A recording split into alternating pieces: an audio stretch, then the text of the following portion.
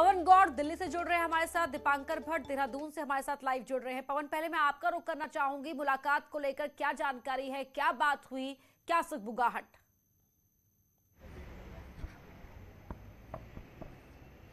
देखिए परिणा, पूरा जो खबर है उस पर ये सब लोगों को सबसे ज्यादा कंफ्यूजन पैदा हुआ कि जब तीनों लोग, ये प्रीतम सिंह हो कांग्रेस के जो प्रतिपक्ष के नेता हैं वो, और हरक सिंह रावत और उमेश शर्मा काऊ, ये तीनों एक ही फ्लाइट से दिल्ली पहुंचे। हालांकि फ्लाइट कमर्शियल थी तो बहुत सारे लोग बहुत तरह के कयास इस पूरी खबर पर लगन लगे।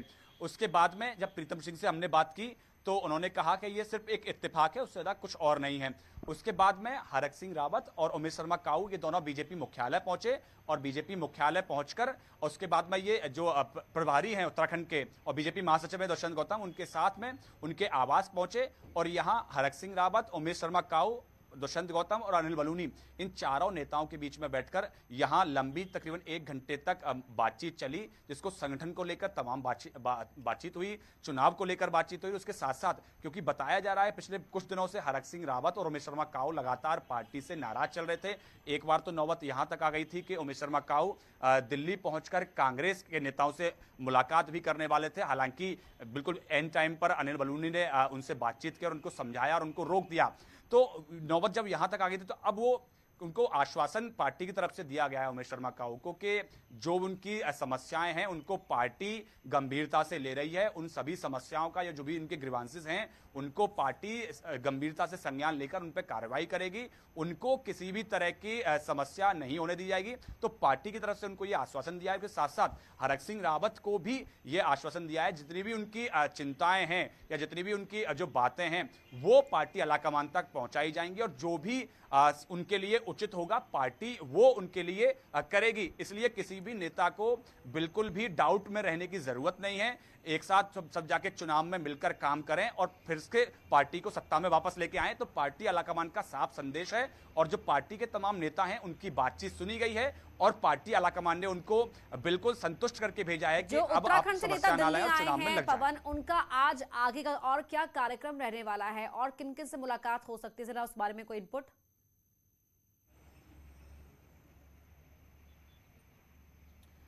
देखिए कार्यक्रम की अगर बात करें तो प्रदेश अध्यक्ष जो प्रदेश प्रभारी हैं दुष्यंत गौतम, उनसे मुलाकात हो चुकी है। राज्यसभा सांसद अनिल बलूनी भी इस मुलाकात में पूरी तरह साथ थे क्योंकि कहीं ना कहीं अनिल बलूनी जो है वो एक की फैक्टर बन चुके हैं।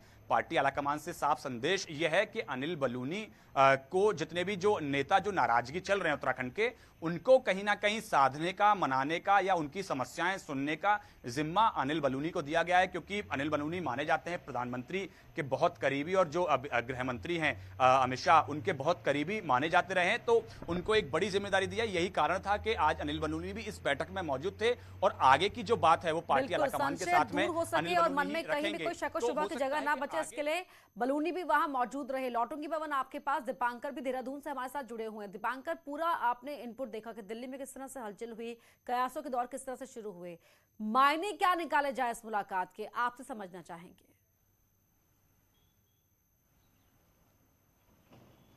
बिल्कुल अपर्णा, मायने बिल्कुल साफ है कि यशपाल आर्य जब 11 तारीख को सोमवार के दिन कांग्रेस में शामिल हुए तो उसी दिन बीजेपी को ये जरूर लग गया था कि हमारे लिए एक बड़ा नुकसान का ये संकेत है। जाहिर तौर पर क्यों, इसलिए कि बड़े दलित नेता थे, कैबिनेट मंत्री थे, सरकार में नाराजगी की जो बातें अभी पवन ने बताई कि हरक सिंह और उमेश शर्मा काऊ को लेकर रही, ऐसी ही नाराजगी यशपाल आर्य ने वक्त वक्त पर जाहिर की। उन्होंने जेपी नड्डा जो राष्ट्रीय अध्यक्ष है बीजेपी के, वो जब हरिद्वार आए थे उन्होंने वहां पर भी ये बात जाहिर की थी कि हमारे साथ एक बाहरी के तौर पर भेदभाव होता है। यशपाल आर्य खिसक कर कांग्रेस में चले गए। ऐसे में बीजेपी 2022 से पहले किसी भी रिस्क से बचना चाहती है। बीजेपी बिल्कुल नहीं चाहेगी कि किसी भी एक सीट पर उसको कमजोर दिखे या वहां पर वो कमजोर महसूस करे या उसका कैंडिडेट कमजोर हो। हरक सिंह रावत हो या फिर उमेश शर्मा काऊ हो। उमेश शर्मा काऊ की अगर बात करें तो हाँ, पिछले विधानसभा चुनाव में सबसे ज्यादा वोट से जीतने वाले विधायक थे। हरक सिंह रावत की बात करें, यशपाल आर्य की बात करें या वो नेता जो 2016 में हरीश रावत की सरकार को छोड़कर बीजेपी में शामिल हुए थे, वो कहीं ना कहीं बीजेपी के लिए इस समय जरूरी है। हैं, अगर वो कांग्रेस में जाते हैं या कांग्रेस में उनके जाने की सुगबुगाहट होती है तो बीजेपी के लिए टेंशन बनेगा। तो जो आज मुलाकात हुई है प्रभारी से या वहां पर जो राज्यसभा सांसद अनिल बलूनी जब मौजूद थे, और जो बात पवन ने कही कि की फैक्टर बने अनिल बलूनी की ताकि पूरा मैनेजमेंट किया जाए, क्योंकि उत्तराखंड के अकेले बड़े नेता अनिल बलूनी जो इस वक्त दिल्ली में है, और दिल्ली की पॉलिटिक्स और उत्तराखंड की पॉलिटिक्स का कैसे एक कॉम्बिनेशन बनाया जाए उसमें एक अहम रोल उनका है। तो ऐसे में हरक सिंह और उमेश शर्मा का कहीं नाराज ना हो, इनको पार्टी में पूरी तरह एडजस्ट किया जाए, क्योंकि अब 3 महीने के बाद इलेक्शन होना है जी। ऐसे में किसी भी नेता का पार्टी छोड़ना बीजेपी के लिए एक बड़ा नुकसान होगा। तो कुल मिलाकर अगर देखें तो यशपाल आर्या के जाने से बीजेपी बहुत अलर्ट हुई है, और बीजेपी को लगता है कि चाहे अपना हो या कांग्रेस से आया हुआ हो, वक्त रहते ही जो दोनों भी अपने नुकसान नजर इनको आ साथ रहा है लेकर उस चलें। नुकसान से पहले ही निपट लिया जाए या नुकसान को होने से रोक दिया जाए, इसके लिए कवायदे तेज हो गई है। बहुत शुक्रिया पवन आपका भी, दीपांकर आपका भी इस पूरी जानकारी